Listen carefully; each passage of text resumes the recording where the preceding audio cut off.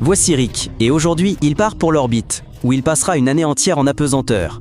Pas de marche, pas de sol sous ses pieds, pas le temps de s'allonger ou de se lever. Le lancement se fait sous d'intenses forces G. Avant d'atteindre la pesanteur, Rick ressent la force ultime de la gravité.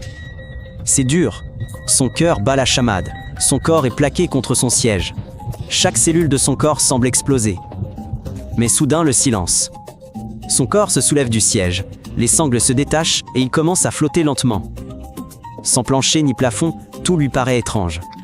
Il a la tête qui tourne, l'estomac noué, mais Rick rit et réalise pour la première fois que la Terre est désormais très loin en dessous. Le premier jour est comme une attraction. Tout vole, son corps est en apesanteur, les objets tournoient dans l'air, et chaque regard par le hublot est une nouvelle découverte. Rick joue avec des bulles d'eau, essaye des roulades, et est aussi excité qu'un enfant, car ce n'est pas un simulateur, mais un véritable vol spatial. La station orbite autour de la Terre toutes les 90 minutes, et Rick voit des dizaines de levers et de couchers de soleil chaque jour. C'est hallucinant, il n'y a pas de nuit normale, pas de véritable matin. Un emploi du temps strict et un éclairage artificiel sont donc indispensables pour éviter que son corps ne perde la notion du temps et ne s'effondre. Le premier repas dans l'espace est surprenant. La nourriture est insipide, comme du carton. En effet, en apesanteur, le sang et les fluides montent à la tête, la muqueuse nasale gonfle et l'odorat est altéré, un peu comme lors d'un gros rhume. Or, l'odorat est essentiel à la perception du goût. C'est pourquoi les astronautes préfèrent les aliments épicés, acides et parfumés. Au moins, ils peuvent sentir quelque chose. Boire dans une tasse est impossible. L'eau ne coule pas. Elle reste suspendue comme une goutte et risque de s'envoler. Rick apprend donc à boire dans des poches spéciales munies de pailles et de tubes. Il attrape les miettes qui flottent, accroche une fourchette à la paroi et sourit. Dans ce chaos, tout doit être bien fixé, même son petit déjeuner. Il doit dormir dans un sac de couchage fixé à la paroi. Sans cela, son corps flotterait tout simplement. S'il oublie d'allumer la ventilation, l'air stagne et la respiration devient difficile. Et s'il n'est pas bien attaché, il risque de se réveiller la tête cognée contre les instruments. Même dormir est une épreuve. Une semaine plus tard, une nouvelle phase commence. Tout devient routinier. Rick n'est plus surpris. Il vit simplement sa vie. Il s'entraîne tous les jours, 2 heures d'affilée sur des appareils de musculation spéciaux en apesanteur. Sans cela, ses muscles s'affaiblissent rapidement et ses os perdent du calcium. Cela se produit car il ne supporte plus le poids du corps. L'organisme croit que les os n'ont plus besoin de nous. Être solide et commence à les dégrader et à les recycler progressivement. Dans l'espace, le visage est gonflé, les yeux semblent enfoncés. C'est le même effet que l'accumulation de liquide dans le haut du corps. Le dos fait mal car la colonne vertébrale S étire. Il n'y a plus de pression entre les vertèbres et on grandit de quelques centimètres. Mais grandir dans l'espace n'est pas une joie. C'est une source de douleur lancinante. Pour garder le cap, Rick active le matin avec des lampes, bloque la nuit avec des épais rideaux et suit un régime strict. Sans cela, le cerveau perd ses repères. Le jour et la nuit se confondent, l'attention se trouble et même une tâche simple devient une quête complexe. L'hygiène ne se résume pas à une douche, mais à des lingettes, du gel douche et une bonne ventilation. On porte ses vêtements jusqu'à ce qu'ils soient complètement sales, puis on les jette. Car il est impossible de les laver dans l'espace. Il n'y a ni eau, ni machine à laver. Et la propreté est synonyme de sécurité.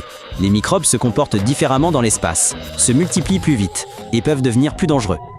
Internet est lent, mais il y a connexion.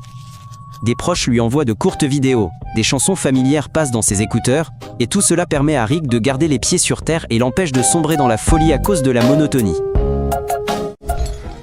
Après 1 mois dans l'espace, Rick ne souffre plus du mal de l'espace, mais il est distrait et fait des erreurs. Alors, il fait tout lentement et avec précision. Chaque mouvement est délibéré. Dans l'espace, pas question de se précipiter.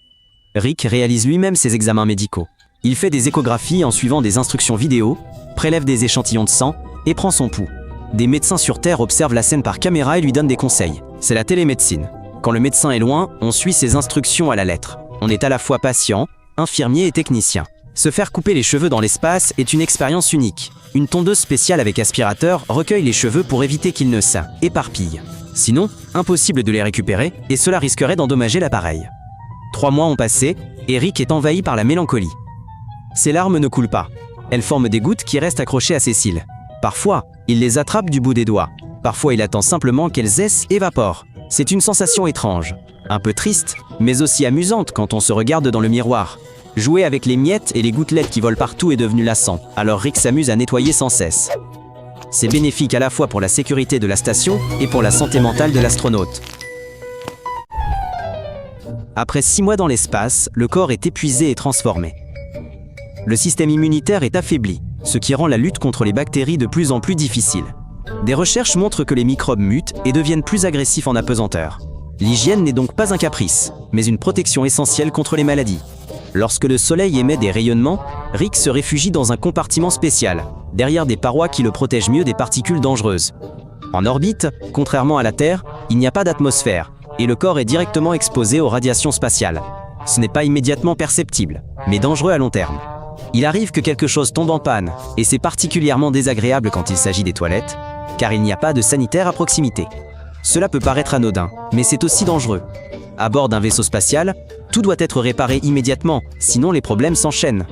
1 an plus tard, Rick range ses affaires, se débarrasse des objets inutiles, ferme les écoutilles et se prépare à atterrir sur Terre. Le retour est très difficile. La gravité ramène le poids du corps à la normale. Il a la tête lourde, les jambes flageolantes et équilibre rompu. Rick doit tout réapprendre, même à marcher. Mais il a survécu, vivant en orbite pendant 1 an. Et même si ses muscles se sont affaiblis, ses os se sont ramollis et son cerveau a failli perdre la raison, l'essentiel est que Rick a réalisé à quel point il aime la Terre. Abonnez-vous si vous aussi. À bientôt!